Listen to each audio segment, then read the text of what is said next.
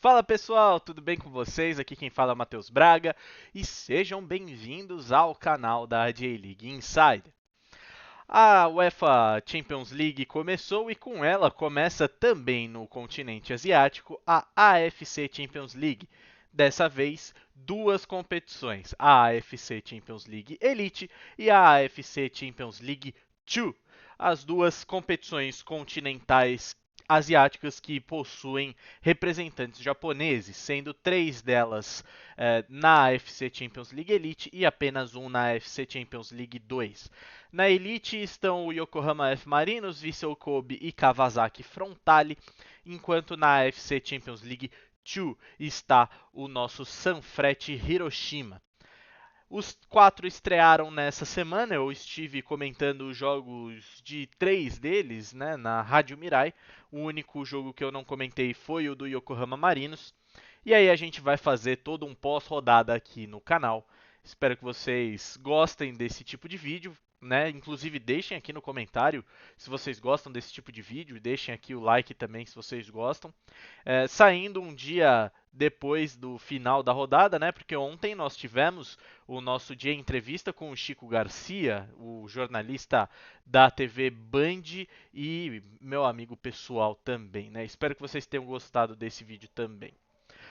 Bom, vamos abrir então na ordem cronológica inversa. Vamos abrir então falando da AFC Champions League 2, que teve a estreia do Sanfrecce Hiroshima nessa última quinta-feira, e o Sanfrecce Hiroshima vence o Kaya Iloilo das Filipinas por 3-0. Foi uma atuação muito boa do Sanfrecce Hiroshima, até porque como vocês podem perceber, é um time das Filipinas, é um futebol menos desenvolvido do que o futebol japonês, um futebol mais fraco do que o futebol japonês. E o Kaya Iloilo já é um clube conhecido das equipes ali do Japão por ser uma equipe mais fraca. É uma equipe que consegue performar bem dentro do seu campeonato nacional, mas não consegue fazer a transição para o campeonato continental, justamente por conta dessa transição, dessa mudança dentro do seu estilo de jogo. É uma equipe dominante dentro do campeonato filipino, só que não consegue fazer uma transição para uma equipe que vai ser dominada no cenário asiático. O Kaya Iloilo, se não me engano, ano passado jogou a fase de grupos contra ou o Urawa Red Diamonds ou contra o Yokohama Marinos, não lembro qual dos dois, eu acho que foi contra o Urawa, e também acabou sendo goleado, tanto nas Filipinas quanto no Japão. Dessa vez encontrou pela frente o Sanfrecce Hiroshima, que tomou a liberdade de ir com o time reserva, né, com alguns titulares no banco de reservas, mas principalmente o time B, né, o time reserva, começando o jogo, justamente porque nesse fim de semana o Sanfrecce joga contra o Yokohama Marinos pela J-League e está um ponto atrás do Matida Zélvia na disputa pelo título da J-League. Então, até por conta também da Champions League 2 ser uma competição de nível menor, o Sanfrecce Hiroshima toma a liberdade de preferenciar a J-League nesse momento. E aí, no início do ano que vem, né, quando o Sanfrecce estiver começando a próxima temporada da J-League e ainda no meio dessa temporada de competições asiáticas, obviamente que o Sanfrecce Hiroshima vai colocar os titulares na fase de mata-mata. E como eu disse na transmissão da Mirai, o Sanfrecce Hiroshima é sim o clube mais forte, né, dessa competição. Explicando um pouco para você, essa competição ela funciona no formato anterior da Champions League Elite e no formato anterior até mesmo da UEFA Champions League. São a fase de grupos primeiro, né? E depois os dois melhores de cada grupo se classificam para o mata-mata e aí progressivamente oitavas, quartas, semi e a final. A grande questão que muda da AFC para a UEFA, quem acompanha a UFC a AFC já sabe, é que existem o sistema de conferências, né? Então a gente tem a Conferência Oeste e a Conferência Leste. Conferência Oeste com a Arábia Saudita, Oriente Médio, Ásia Central e até a Índia. E depois da Índia para o leste é a Conferência Leste, que estão os times da China, por exemplo, o time da Tailândia e os times do Japão. Sanfrecce Hiroshima então domina, consegue impor o seu ritmo de jogo e consegue abrir o placar ainda no primeiro tempo com o brasileiro Douglas Vieira, numa boa jogada construída pelos lados, e o Douglas Vieira acaba recebendo a bola dentro da área e tirando do goleiro filipino. Mais uma vez eu quero dizer como eu sou fã do estilo de jogo do Michael Skibbe, né? Muita gente diz que quando você coloca a linha de 3 zagueiros, você está se defendendo muito. E eu já acho o contrário, depende muito da linha que você forma defensiva. Fazendo um comparativo de linha de 3, ontem o São Paulo contra o Botafogo, no caso, foi com 5 defensores, né? Os 2 alas eram laterais de origem. E no Sanfrecce Hiroshima é uma linha de 3 zagueiros, só que os alas são, na verdade, meias. Então eles têm, embora eles tenham obrigações defensivas, eles são bem ofensivos e eles ajudam na construção do jogo, o que ajudou demais, inclusive, o Makoto Mitsuta a ser um dos melhores jogadores dentro do primeiro tempo. Então, esse estilo de jogo que o Michael Skibbe adota, eu particularmente gosto bastante, porque você consegue dominar o meio de campo do seu adversário, principalmente em números, né? Você geralmente coloca 4, 5 jogadores, o Sanfrecce ele consegue colocar 6 jogadores dentro do meio de campo, então o setor principal dentro de uma partida o Sanfrecce Hiroshima consegue dominar, e novamente contra o Kaya Iloilo, que é uma equipe bem mais fraca, né, do que o Sanfrecce, a equipe do Michael Skibbe acabou sendo perfeita. No segundo tempo, ele começa a dar ritmo de jogo para os dois reforços, né? Então, o Gonçalo Paciência acaba entrando, fazendo sua estreia em competições asiáticas, assim como o Tolgay Aslan. E, cara, o Gonçalo Paciência, ele é um jogador muito diferente. Claro, aí a gente precisa entrar numa outra discussão, e quando você puder, você vê o vídeo do anúncio do Gonçalo Paciência. A gente teve essa discussão e vale a gente ter de novo sobre diferença de nível técnico e tático dentro do futebol europeu e do futebol asiático. O Gonçalo Paciência pode não ter ido bem na Europa, né? Até também por falta de tempo e tal. Mas como ele vai se adaptando bem a esse estilo do Sanfrecce Hiroshima e como ele é um grande jogador para o nível do futebol japonês e do futebol asiático. Ele encaixou muito bem. O primeiro jogo que ele fez foi na Tenohai, ele jogou contra o Gamba Osaka, acabou sendo eliminado. Acabou sendo eliminado. O segundo jogo que ele fez foi contra o Kashima Antlers na J-League, cravou o gol dele, esteve na nossa seleção da rodada e agora ele entra e crava mais um e crava um golaço. Né? É um cara que tem a visão de jogo, tem a presença diária, tem ele é diferente, ele tá num ritmo diferente dos outros clubes e até mesmo dos outros jogadores. O gol dele, ele domina a bola e ele enxerga o posicionamento ruim do goleiro e ele acerta um chutaço no ângulo. É um golaço do Gonçalo Paciência que consegue ampliar o placar.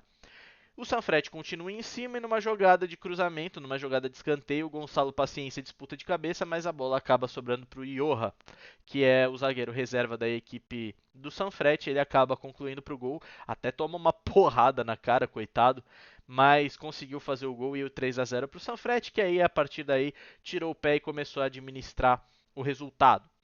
No momento, o Sanfrecce não é líder do seu grupo porque o Sydney FC venceu por 5-0 o Eastern Lions de Hong Kong, que é o quarto time desse grupo. O Sanfrecce, então, segundo colocado pelo saldo de gols e ainda enfrenta o Eastern Lions de Hong Kong e o Sydney FC. Para você que não sabe, o Sydney FC é o time do Douglas Costa. E fazendo um comentário rápido, Douglas Costa foi muito bem na primeira partida contra o Eastern Lions, deu uma assistência maravilhosa se eu não me engano, para o segundo gol do Sydney. Então é o principal adversário do Sanfrecce Hiroshima.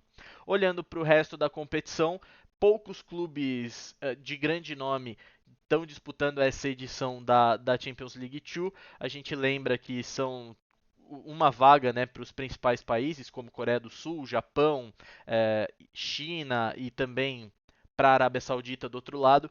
Só que dessa vez nenhum dos 4 grandes da Arábia Saudita, por exemplo, foi. Né? O Al Ittihad ele ficou de fora de competições asiáticas e os outros 3, o Hilal, o Al Ahly e o Al Nassr, estão na Champions Elite.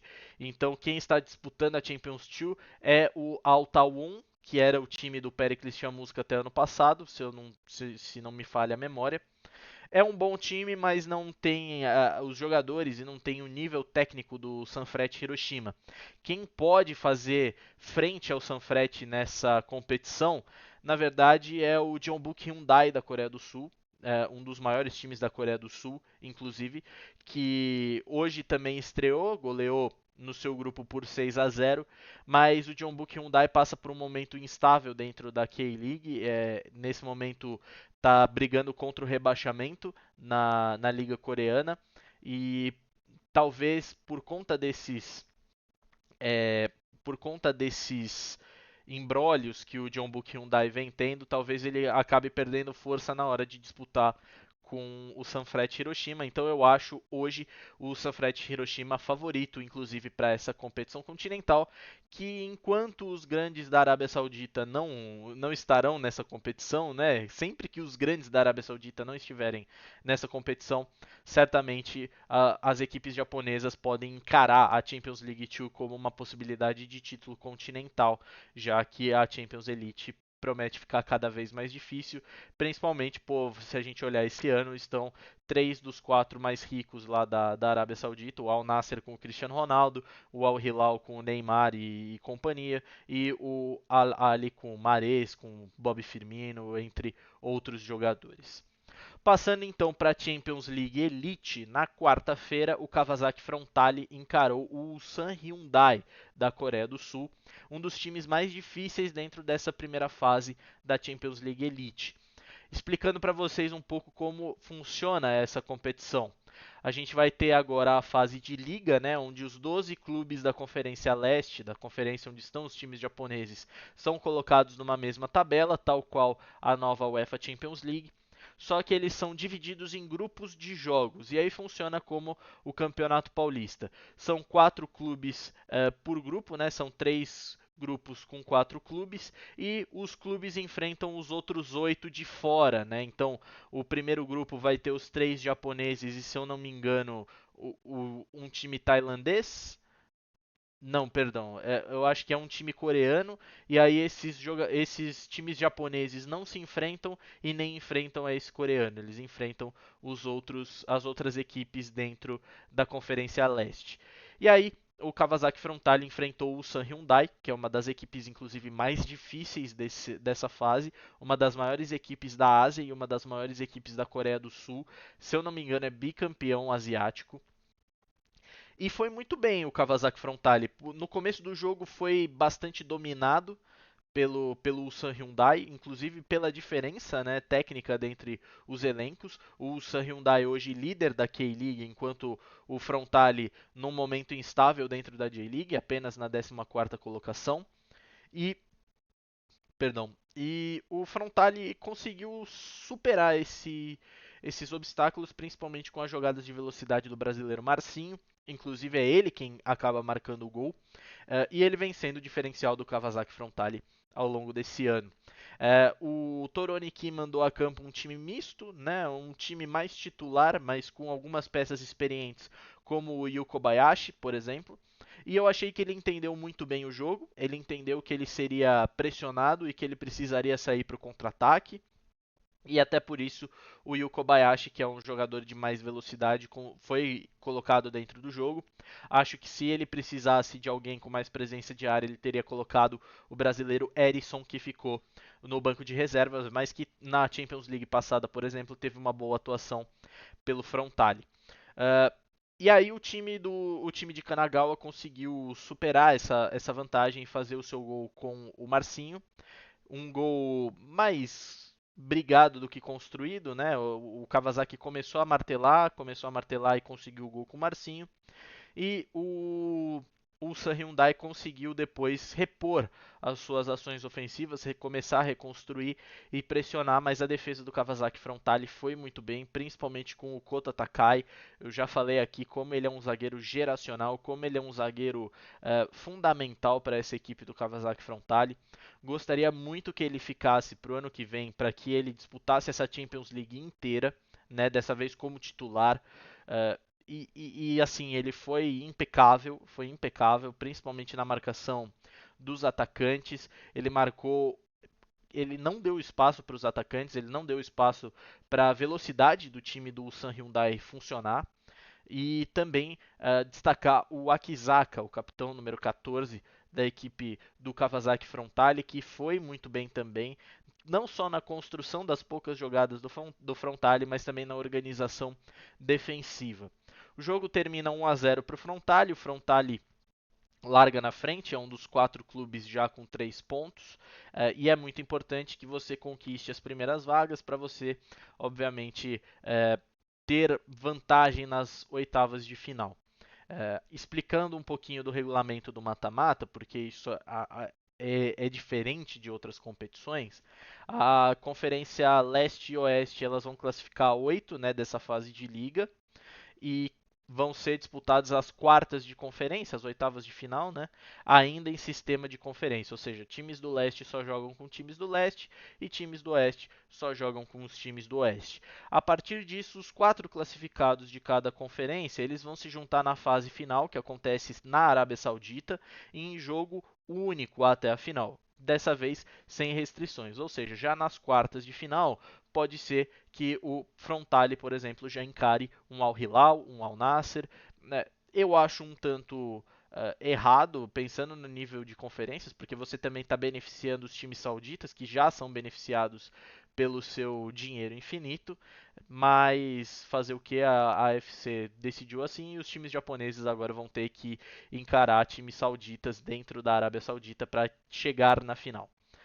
Isso lamentavelmente pode causar uma final de 2 times sauditas. É claro que se você olhar por um lado parece o mais justo, porque são os times mais organizados e melhor financeiramente nesse momento, mas olhando para o lado histórico da UFC nos últimos anos, era mais interessante você ter um time saudita na final contra um time da Conferência Leste, seja ele sul-coreano, seja ele japonês, seja ele chinês, por exemplo.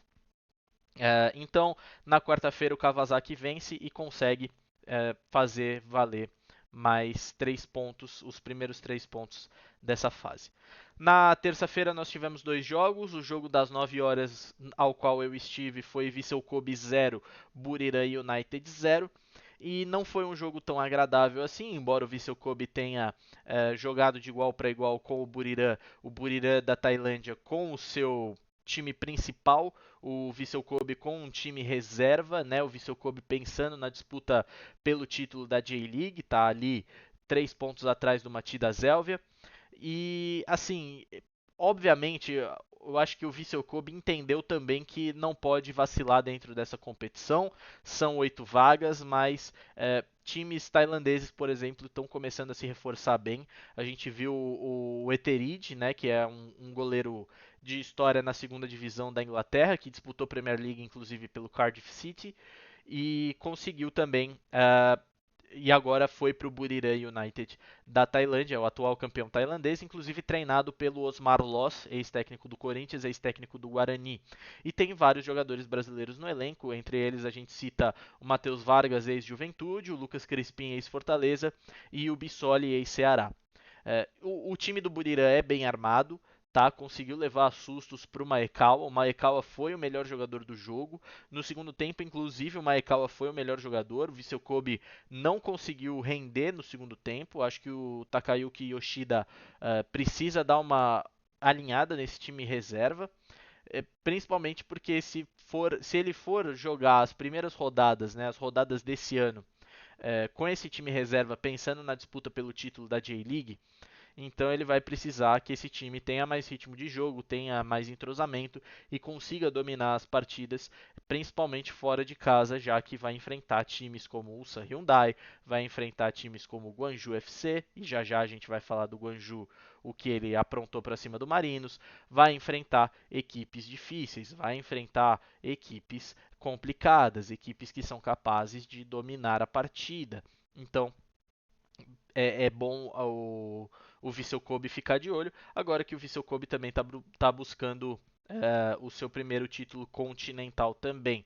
Vale lembrar, né, o Kawasaki Frontale e o Vissel Kobe foram equipes nos últimos anos até constantes dentro da FC Champions League e poderiam estar muito bem no Mundial de Clubes via via ranking, né, não via título, mas podiam estar via ranking. E os dois, por conta de usarem times reservas nessa parte inicial e também em algumas partes da competição, acabaram perdendo pontos importantes que deixaram. Por exemplo, o Kawasaki Frontale ficou a duas posições de se classificar para o Mundial de Clubes. Ficou, se eu não me engano, atrás do Jeonbuk e do Ulsan Hyundai, na frente de clubes como o Al Nassr, por exemplo. Então, o Vissel Kobe, eu acho que ele precisa levar a competição um pouco mais a sério e eu acho que ele entendeu nesse momento que as equipes de menor expressão, mesmo dentro da Conferência Leste, estão crescendo de nível e estão em condições de jogar contra os times reservas. Falando um pouquinho de Guangzhou 7, Marinos 3, mais uma vergonha do Marinos, né? Nas duas últimas partidas do Marinos de Champions League foram duas vergonhas e duas vergonhas também ocasionadas por expulsão, tá? Eu não vou colocar só nas costas do zagueiro brasileiro Eduardo, porque ele já foi expulso aos quase 35 minutos do segundo tempo, mas também, obviamente, que o placar elástico cai na conta do Eduardo, que entrou e acabou sendo expulso, deixando o Marinos sem um zagueiro. Mas o Marinos também entrou com um time reserva.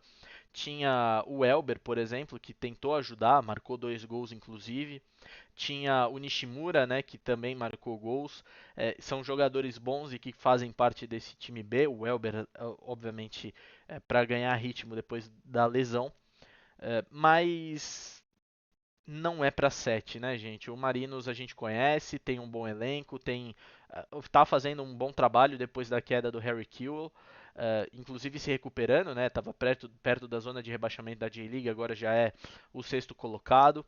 Então, o Marinos vinha numa crescente e, obviamente, que esse 7-3 acaba passando uma imagem totalmente diferente do que é o Marinos. Mas é um time que entrou totalmente desligado, como eu falei, não levou a sério a competição, achou que o Guangzhou, por não ser um dos maiores dentro da Coreia, não ia oferecer tanta resistência assim, e muito pelo contrário, é um time muito bem treinado, um time com bastante qualidade, não à toa fez o que fez com o Yokohama Marinos, né? Então, acho que está na hora. E assim, parando bem para analisar, o Sanfrecce Hiroshima vai com o time reserva porque está disputando o título da J-League. O Vissel Kobe vai com o time reserva porque está disputando o título da J-League. O Marinos está disputando o quê? Não está disputando nada. Está na sexta colocação. Não vai conseguir chegar nos 55 pontos que o Vissel Kobe, que é o terceiro colocado, hoje tem. Não vai conseguir. Então o Marinos tem que focar em duas competições, na Champions League Elite e na Tenohai. Na Tenohai para conseguir mais uma vaga para a próxima Champions League Elite e obviamente na Champions Elite para caso não dê certo na Tenohai, ele consegue a vaga de campeão e obviamente vai chegar nas fases finais, vai ganhar mais dinheiro, vai ganhar mais pontuação no ranking que obviamente se o Marinos for uma força que vai se manter nos próximos 4 anos, certamente, se um campeão se repete na Champions League Elite, o Marinos pode abocanhar uma vaga no Mundial via ranking, como o San Hyundai fez, sendo equipe consistente. E o Marinos não está sendo uma equipe consistente, visto que nos últimos 2 jogos de Champions League Elite tomou 12 gols, né? 5 do Al Ain e 7 do Guangzhou. Obviamente, 2 jogos, como eu falei, condicionado por expulsões, tá? A do Eduardo eu achei justa, a do William Pop na final não achei justa, mas que a defesa do Marinos precisa ficar de olho. Eu acho que é muito fácil ter uma zaga mais lenta dentro da J-League, que o Marinos se propõe a atacar, tá?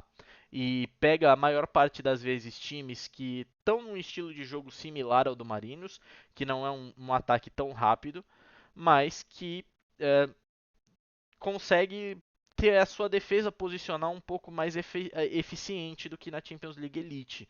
Acho que isso foi uma coisa que eu percebi, pelo menos desses últimos jogos. Então acho que um detalhe que o Marinos precisa investir é na dupla de zaga para a próxima temporada. Não sei se contratando zagueiros de fora, né? Não sei se contratando zagueiros japoneses ou até mesmo japoneses que estão em baixa na Europa. O próprio Ryotaro Tsunoda está num time disputando contra o rebaixamento na Bélgica. Então, obviamente que o Marinos pode ficar de olho para tentar trazer o Ryotaro Tsunoda de volta. O Tsunoda que foi fundamental na primeira parte da campanha da última Champions League Elite, da última Champions League, né, não era Elite ainda, em que o Marinos acabou chegando na final. Então, acho que precisa desses investimentos e precisa começar a levar a competição a sério. Se não está disputando nada na J-League, o que é entendível que o Vissel Kobe e o Sanfrecce Hiroshima façam, se não está disputando mais nada, não tem por que ir com o time reserva, né? É óbvio, quer se recuperar, tal, mas eu acho que essa temporada já foi pro saco pro Marinos, né? Não vai brigar pelo título, já escapou da briga contra o rebaixamento, não vai brigar por competições asiáticas. Então, basicamente, é focar na Tenohai e na Champions League Elite também, pelo menos até virar a temporada e aí decidir o que vai fazer. Então a primeira rodada terminou com uma derrota, um empate, uma vitória para os times japoneses na Elite e a vitória do Sanfrecce Hiroshima. Falando da classificação da Champions Elite, hoje o Kawasaki Frontale ocupa a quarta colocação com 3 pontos. O Vissel Kobe se eu não estou enganado, o oitavo com 1 ponto. É o último time em ordem alfabética daqueles que empataram. E o Yokohama Marinos é o último colocado justamente pelo saldo de gol extremamente negativo, é o 12º colocado. As competições asiáticas voltam agora no começo de outubro, com a segunda rodada da fase de liga na AFC Champions League Elite e com a fase de grupos na AFC Champions League 2. Tá bom? Eu vou ficando por aqui. Não se esquece de deixar o seu like, se inscrever no canal e ativar o sininho. E a gente volta no começo de outubro com o review das competições asiáticas. Valeu, um abraço!